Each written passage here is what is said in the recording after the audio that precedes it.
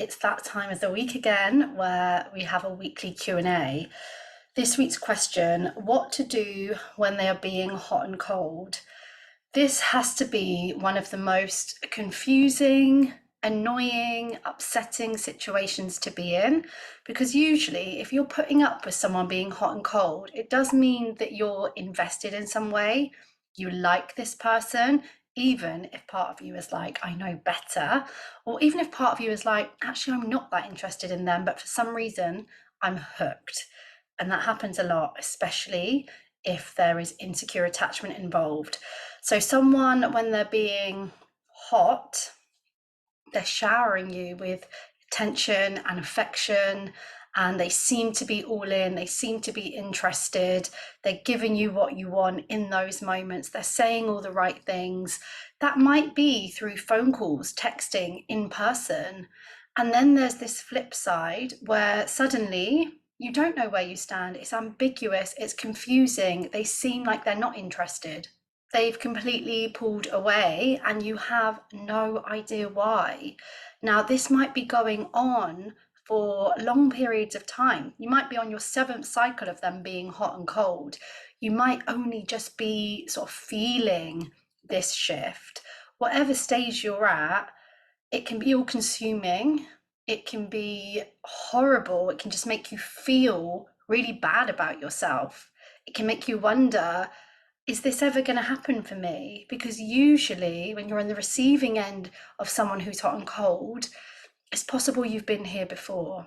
And that only adds to the pain, right?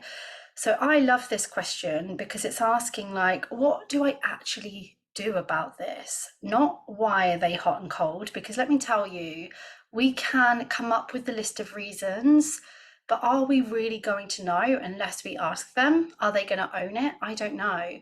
But reasons like if they're avoidant, maybe they are busy, you're not their priority at the moment, whatever their reason is, you don't need to lose yourself figuring that out. That isn't always helpful. I get the need to want to figure that out and understand that, but that isn't going to help you when it comes to pursuing a healthy long-term relationship, if that's something that you want, or even when it comes to pursuing this person, because that's just going to be you making lots of assumptions, trying to figure out something, giving your mind the impossible job of working out what another person is thinking or going through. I know the temptation to believe in their excuses if they're giving them. I know the temptation to believe in their potential or to believe that they can go back to being hot and stay like that. What I recommend here is direct communication.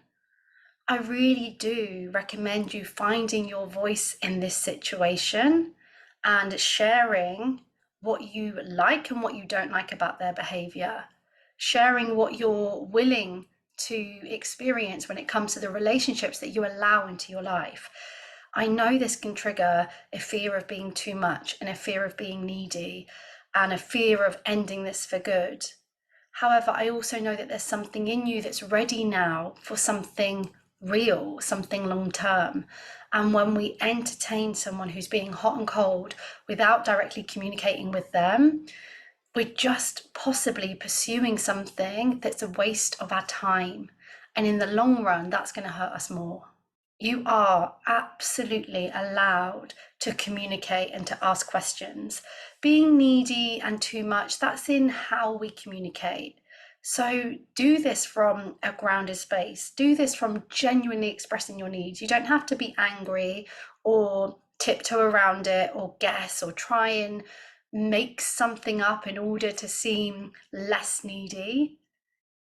You do this from a calm, regulated, self-soothed place.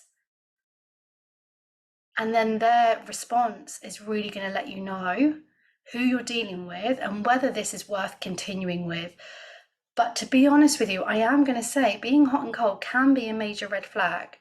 That's not to say that you wouldn't have this conversation and they're not going to realize, yeah, actually, I have been doing that. I'm sure stranger things have happened. However, I'm certainly not promising that that's the outcome either. You're only going to know if you choose direct communication. I know that when it comes to communication for people with insecure attachment, expressing yourself can be a real challenge. You deserve to know whether this is worth pursuing or not. So that would be my advice. I'm Carly Ann. I am a holistic attachment coach supporting people to move towards more secure, because I believe that you have the potential to become more secure. I believe that you have the potential to have healthier, happier relationships. And I certainly believe that you deserve to experience that in your lifetime.